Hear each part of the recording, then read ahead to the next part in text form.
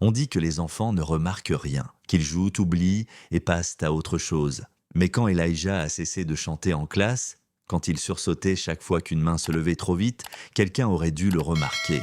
À l'Académie Rosolo, tout brillait comme si Dieu lui-même s'y promenait pieds nus. Le marbre poli, les plaques dorées, les sacs à dos griffés, bien alignés comme des trophées. Un endroit qui se vantait d'excellence de discipline.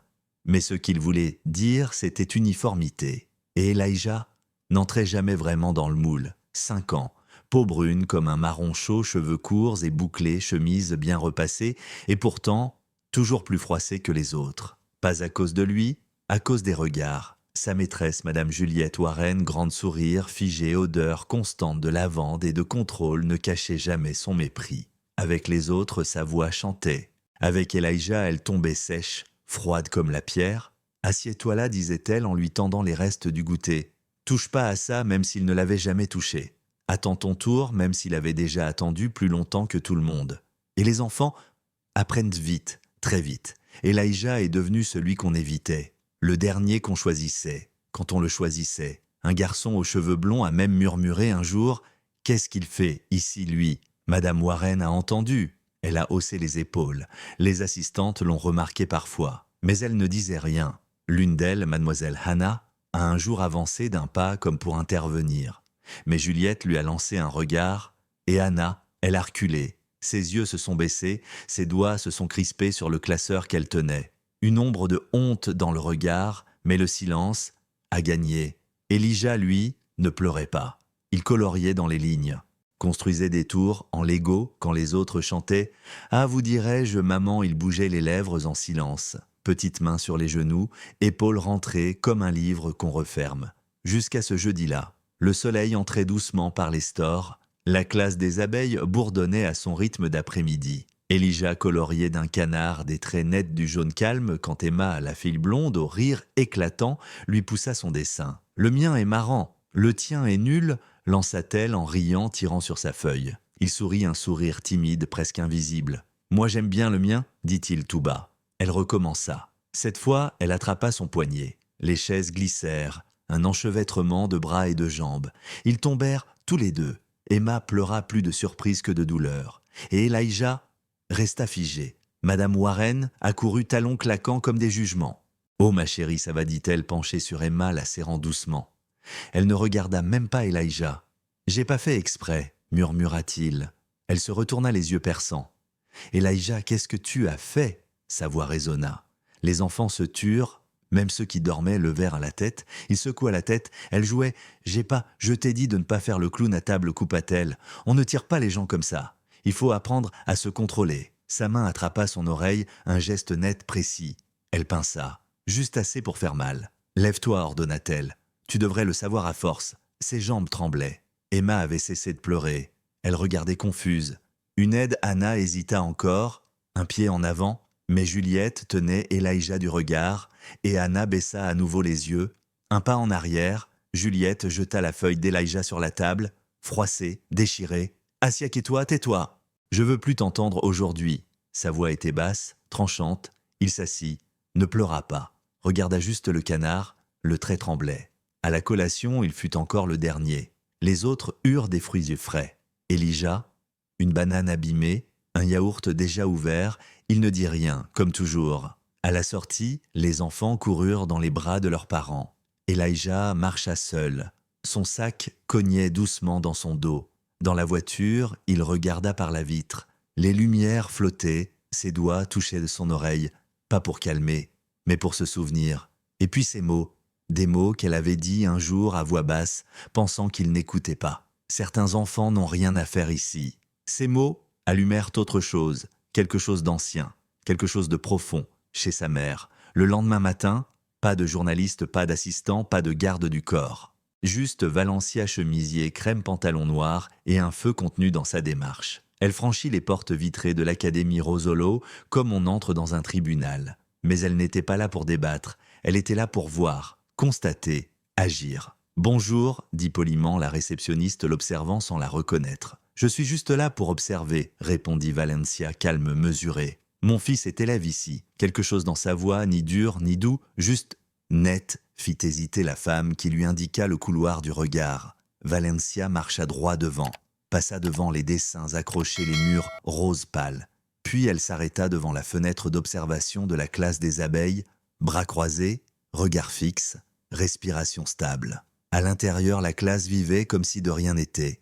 Elijah travaillait seul encore, alignait ses cubes colorés avec la précision d'un horloger. Madame Warren, elle était debout, félicitant chaleureusement un autre élève sans un seul regard pour Elijah. Et puis, c'est arrivé. Un gobelet en plastique tomba de la table d'Elijah. L'eau s'étala lentement vers le tapis. Il se pencha doucement, prudemment. Et Juliette se retourna. « Elijah encore » cria-t-elle, la voix pleine d'agacement. « Tu dois apprendre à te contrôler. » Elle leva le bras. Paume tendue, le silence, son geste suspendu dans l'air, comme si le temps s'était figé. Puis, la porte s'ouvrit. Et tout s'arrêta. Valencia entra, silencieuse, implacable. Son regard se planta dans celui de Juliette. Pas de cri, pas de drame, juste une certitude tranquille, inébranlable. « Elijah, dit-elle doucement, tu peux t'asseoir mon cœur, tout va bien. » Juliette blêmit, sa main retomba. « Je ne savais pas que vous étiez sa mère, balbutia-t-elle. »« C'est bien le problème, » répondit Valencia, le ton calme, la voix tranchante. « Parce que si vous l'aviez su, peut-être que vous auriez fait semblant de vous soucier de lui. » Juliette se redressa, essayant de retrouver contenance. Avec tout le respect, Madame d'Orsay, Madame la mère. La correction posée comme une lame sur la table fit taire la salle entière. Juliette cligna des yeux, puis tenta une défense pathétique. Elijah a toujours été difficile. Il ne suit pas les consignes. Il est distrait. Les autres enfants, vous imitent, coupa Valencia. Ils vous regardent, ils vous copient, et ils ont appris de vous, à l'ignorer, à l'isoler, à le mépriser. Juliette recula légèrement. Je traite tous mes élèves de la même façon ? Non, répondit Valencia. Et vous ne l'avez jamais fait. Dans le fond, les assistantes étaient de figées. Mais Anna, elle fit un pas en avant. J'ai vu des choses aussi, dit-elle, la voix tremblante.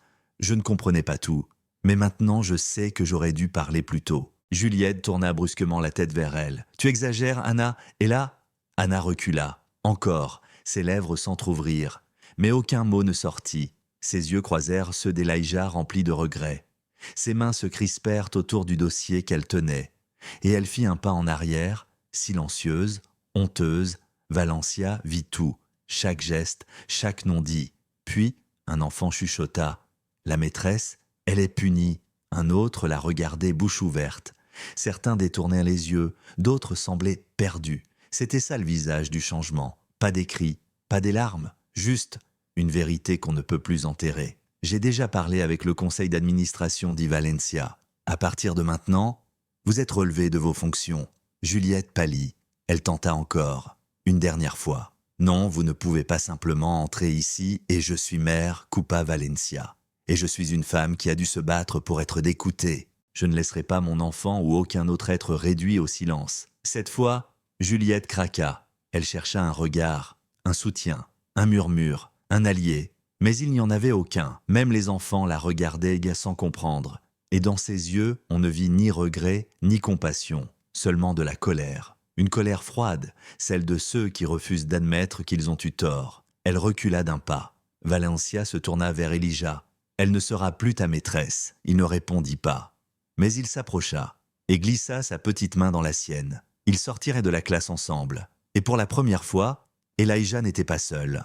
Cet après-midi-là, la salle de presse de l'hôtel de ville était pleine. Journalistes, parents, enseignants, curieux. Valencia s'avança au pupitre. Regard franc, épaule droite. « Ce qui est arrivé à mon fils n'est pas un cas isolé, dit-elle. Le silence autour du racisme dans nos écoles est un poison. Et il est temps de le nommer. » Elle parla sans crier. Mais chaque mot pesait, chaque phrase brisait un tabou. Derrière elle, Elijah était assis les mains croisées. Et quand elle dit « ça s'arrête ici », personne n'applaudit, mais tout le monde écouta. Dans les semaines qui suivirent, les politiques changèrent.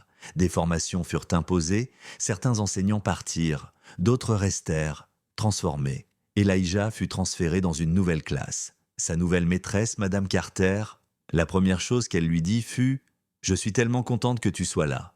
Il ne l'avait jamais entendu avant. Et plus tard, en peignant un arbre aux racines épaisses et à l'écorce fendue, un camarade lui demanda pourquoi. Il répondit simplement « Il y a des arbres qui grandissent du plus fort. quand on essaie de les briser. Ce soir-là, Valencia le borda. Elle demanda « Alors, ta journée ?»